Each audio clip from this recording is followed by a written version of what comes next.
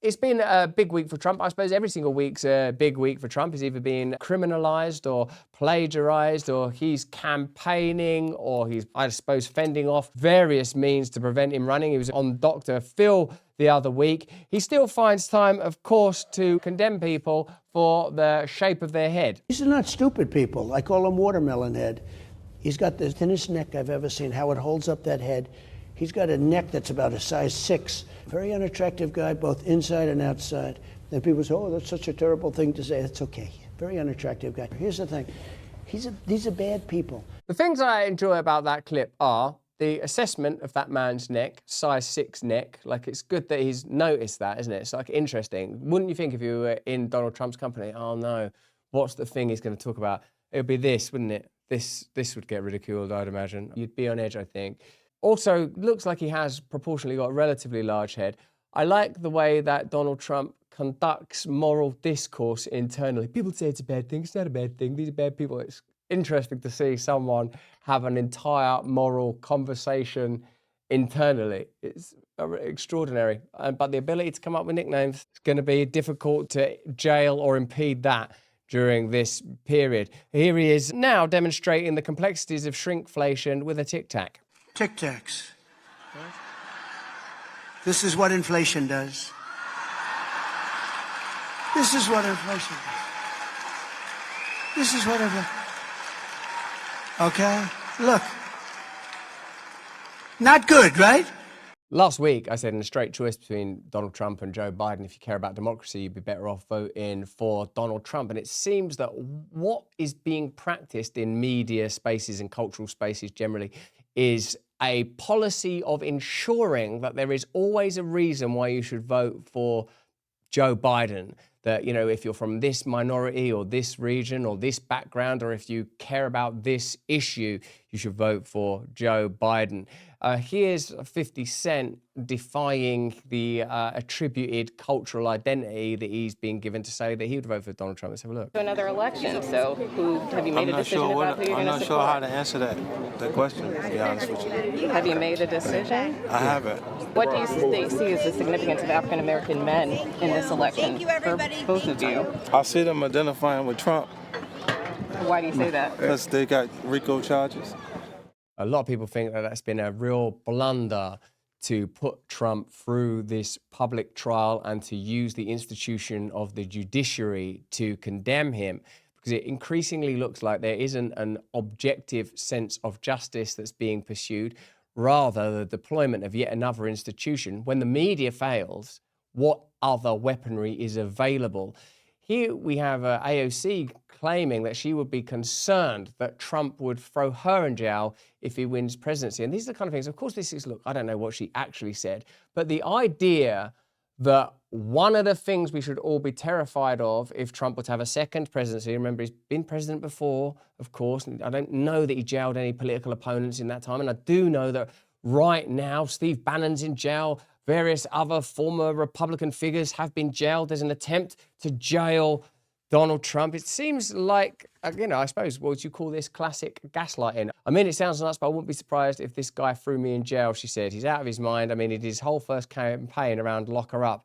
That's his motto. Ocasio-Cortez says she takes Trump at his word. But the thing is, I suppose, is that we are actually living through an extraordinary process of criminalization and conviction in this instance. And, you know, I like this. Did you see Alan Dershowitz, you know, a Democrat, certainly a liberal, on Piers Morgan's show, saying that from a legal perspective, he doesn't even understand what Trump's conviction is about. And if you can't legally understand it, then you have to start analyzing it politically, I would argue.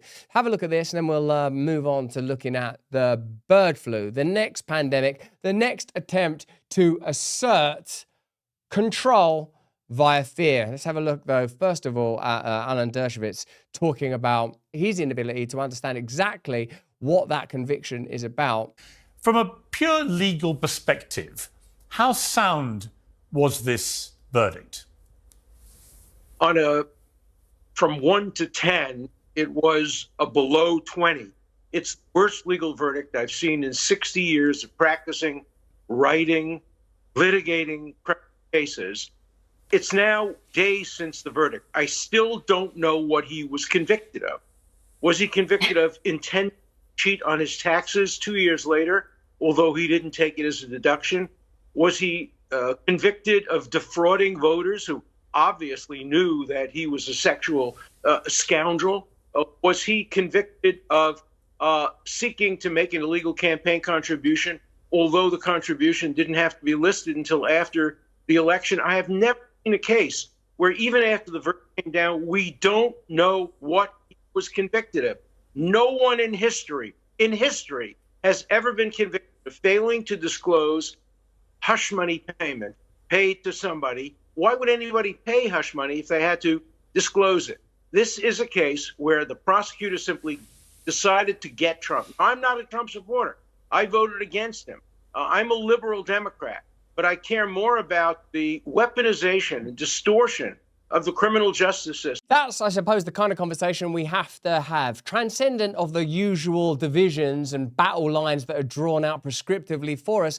We have to be able to talk about justice and judicial principle, and Alan Dershowitz there saying he's never known someone be convicted of a crime of this nature is an indication that something unique and peculiar is happening. Whoever you intend to vote for, what you're going to want are institutions that are reliable, particularly when it comes to the judiciary. We're seeing something quite peculiar happening across the world right now, where we're being invited to be terrified of the right-wing populism in Europe, the figure of Donald Trump in this country. Some of us are excited by some of the new leaders, like that dude in El Salvador saying that he wants to govern his nation from the perspective of a godly man. Seems to me that we need something quite radical to take place, a radical transformation individually, collectively, nationally and internationally. But one of the themes that seems pretty clear is people want control of their own countries, want control of their own borders, don't want to be involved in unnecessary wars, and want to be able to rely on their institutions, whether they are media or state, whether they are private, corporate, global, or apparently state and publicly funded. This trial has revealed to us more than perhaps was intended. It seems like it was opportunistic and an attempt to shut down the potential of a political opponent coming to office for a second time. But what is happening, I feel, is it's galvanizing yet more support and inviting people that would never have considered voting for Donald Trump to do exactly that. I'm in your country right now, and for me, I'm in Florida, I know it's a particular place, and yours can be a quite balkanized and diverse and occasionally disparate nation in spite of the word united in its title. It seems to me that something is changing. And then you look at Joe Biden's attempts at diplomacy on D-Day, and you think, well, if this is the safe pair of quivering, potentially stained hands, then no wonder people are looking at alternatives. But that's just what I think. Let me know what you think in the comments and the chat.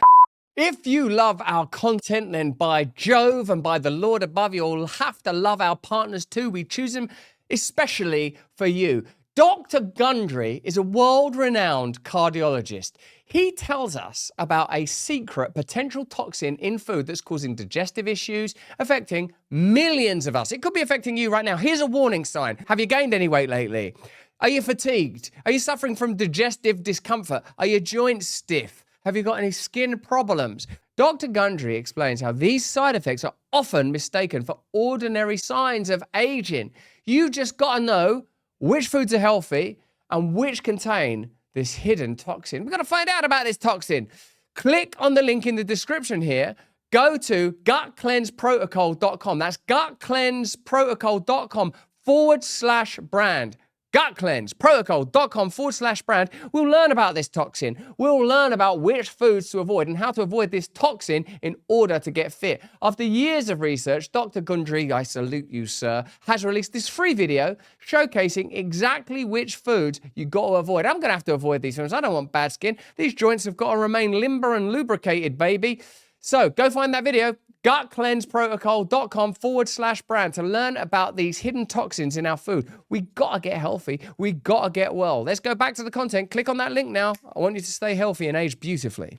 Hey, thanks for watching. If you want to see more uncensored content where free speech can flourish, join our live stream. Click the link right here to watch the next video if you want to, or become a member of a growing movement. Download the Rumble app and you'll be informed every time we make a new piece of content. Stay free.